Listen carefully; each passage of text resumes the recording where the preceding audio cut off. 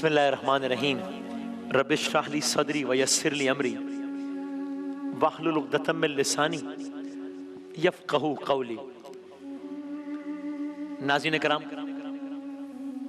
यकुम रमज़ान से जो दास्तानों के सिलसिले का आगाज़ हुआ था, अब हमें उस सिलसिले को इख्तिताम की तरफ लेके जाना है।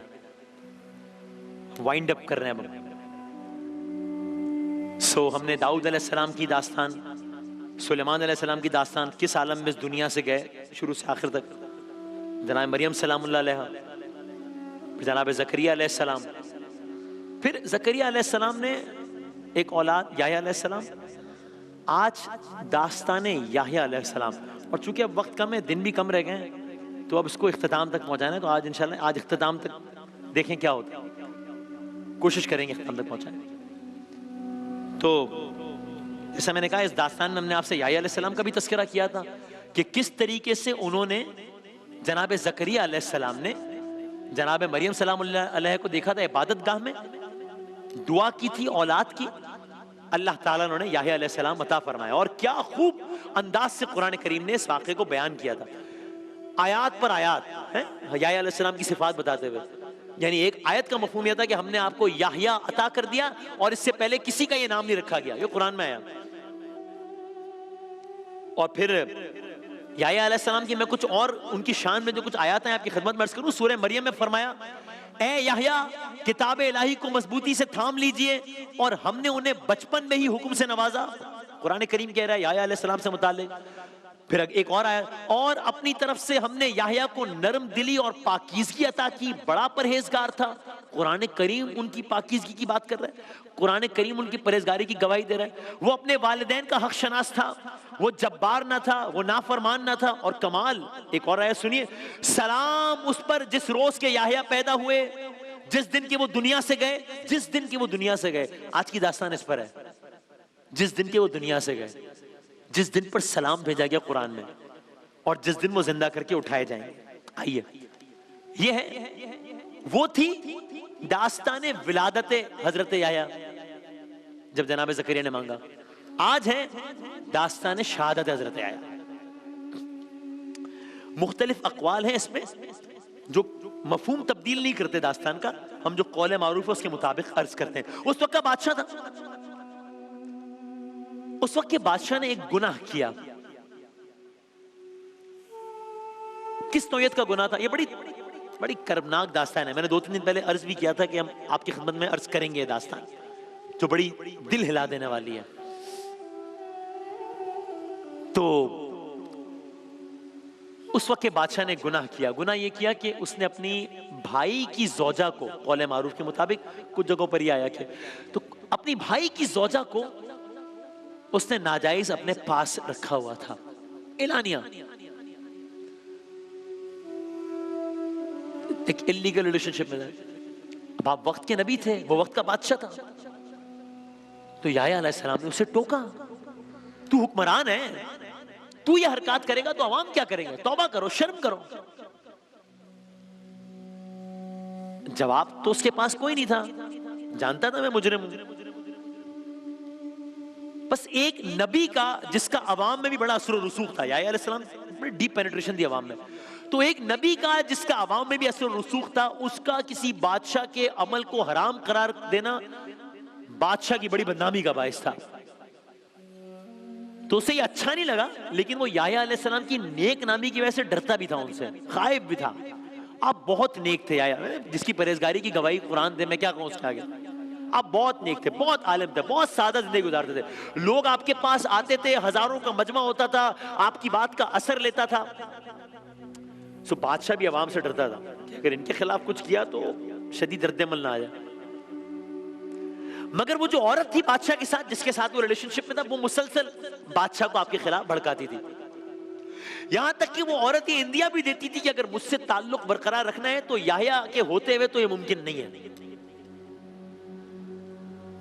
तो इस काम का पहला असर यह हुआ कि बादशाह ने एक इल्जाम, शाही मामलात में मुदाखलत का या किसी भी इल्जाम में याह्या अलैहिस्सलाम को कैद करवा दिया। पहला काम यह किया। अब आप समझ लीजिए, यहां से दास्तान का असल आगाज हो रहा है। एक रोज बादशाह सलामत का दरबार लगा हुआ है, वजीर बैठे हैं, मुशीर बैठे, महफिल लगी हुई है, महफिल उरूज पे।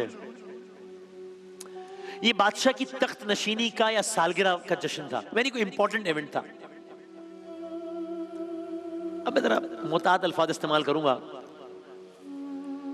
इस महफिल के दौरान वो जो औरत थी जो बादशाह के साथ जिसका ताल्लुक था, जो उसकी भाई की बीवी भी थी, उसकी जो बेटी थी, यानी एक एतबार से भाई की बेटी भी नहीं, उसकी बेटी ने, यानी बादशाह के भाई की बेटी ने रक्स किया। और अब मैं क्या कहूं कि महफिल शराब और शबाब के ऐसे मकाम पर पहुंच गई जहां बादशाह भी हवास खो बैठा, और भरे दरबार में बदहवास बादशाह उस रक्कासा से कहता है, मांग तुझे क्या चाहिए, आज तू जो कहेगी तुझे दिया जाएगा। बादशाहों की किस होते ना, बोलो क्या चाहिए, जो मांगेगी हम देंगे। सारे दरबारी मुतवज्जे हो गए, देखते हैं अब ये क्या मांगेगी, दौलत मांगे, कितनी दौलत मांगेगी, सब देख रहे हैं। मगर उसने खुद से कुछ मांगा नहीं बादशाह से। क्यों? बादशाह कह रहे हैं इससे अपॉर्चुनिटी क्या होगी भाई, बादशाह कह रहे हैं मांगो, मांगा नहीं। एक काम किया। क्या काम किया? कहा बादशाह ये बड़ी अहम बात है जो तू कह रहा है, तू कह रहा है जो मांगना है मांग लो, मैं इस बात पर अपनी माँ से मशवरा करूंगी। यानी माँ कौन हुई? वही औरत जिसके साथ बादशाह रहता था। दरबारी देख रहे हैं, बादशाह भी देख रहा है। रक्कासा अपनी माँ के पास गई, बादशाह के दरबार में हो रहा है वाकई, दोनों में कलाम हुआ, माँ बेटी में। माँ ने बच्ची से कुछ कहा, बच्ची ने कुछ सुना, दरबारी भी देख रहे हैं, बच्ची ने वही बात आगे बढ़ा दी। माँ ने बच्ची से क्या कहा, क्या मांगा? अर्ज करते हैं दौलत। कितनी दौलत? नहीं नहीं। इख्तिदार? नहीं नहीं। क्या मांगा? मैं अर्ज करूं आपकी खिदमत में क्या मांगा? उस बदबख्त ने याह्या अलैहिस्सलाम का सर मांगा। अल्लाह अकबर। अब दरबार में अजब कैफियत है, याह्या का सर मांग लिया एक रक्कासा ने। मैं एक लम्हे को रुक के कहूंगा, आप इस जमाने की बदबख्ती देख रहे हैं कि रक्कासा के कहने पे याह्या जैसे नबी के साथ ये मामला हो रहा है अलैहिस्सलाम। दरबार में अजब कैफियत हो गया, अरे ये क्या हो गया? चूंकि बहरहाल बादशाह, यानी उसका मामला याह्या अलैहिस्सलाम के टोकने के बाद खराब हो गया था, लेकिन बिल्कुल वो एक्सट्रीम वाला मामला नहीं था। वो याह्या को अल्लाह का नबी भी मानता था। अब सब हैरान है कि अब क्या होगा। सब जानते हैं बादशाह इस औरत पर फिदा है, सबने देखा है कि बादशाह ने इस औरत की बेटी का, गोया भाई की बेटी का रक्स देखा है। सब जानते हैं कि बादशाह ने भरे दरबार में कह दिया है जो मांगना है मांगो। सबने देखा है कि उस लड़की ने कह दिया याह्या का सर चाहिए अलैहिस्सलाम का। क्या करेगा बादशाह? बादशाह ने चाहते ना चाहते पहरेदारों को एक हुक्म जारी किया। क्या?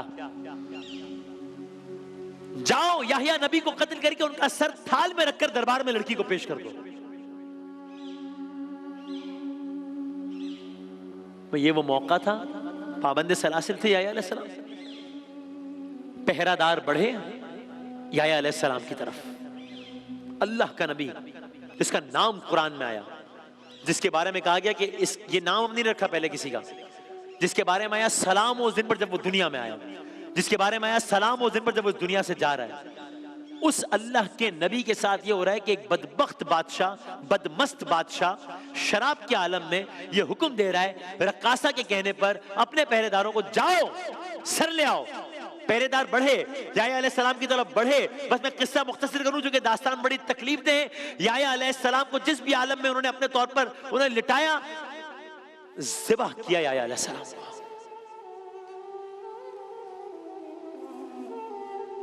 अल्लाह के नबी का थाल में सर रखा गया और तश्त में सर रखकर दरबार में रक्कासा को पेश कर दिया गया, ये लो तुम्हारा तोहफा।